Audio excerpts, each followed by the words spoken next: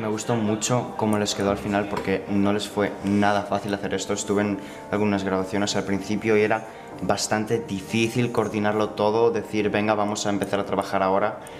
Fue bastante difícil en aquel momento y no me quiero ni imaginar lo que tuvieron que hacer después de que yo me hubiese ido para conseguir todo esto. Hubo que cambiar bastantes actores y cosas.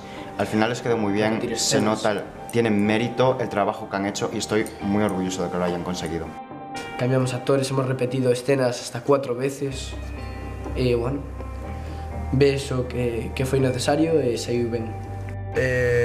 Comienza cuando eres elegido, ¿no? Al principio del curso hay una especie de lecciones en las que presentas tu guión, tal, y sobre todo lo importante es para el papel de director es hacer un guión de todas las escenas, cómo quieres que sean grabadas, desde qué plano, qué tipo de plano quieres usar, la distancia, el color, tal, por coordinarlo todo y por llevar a cabo un trabajo lo más adecuado posible.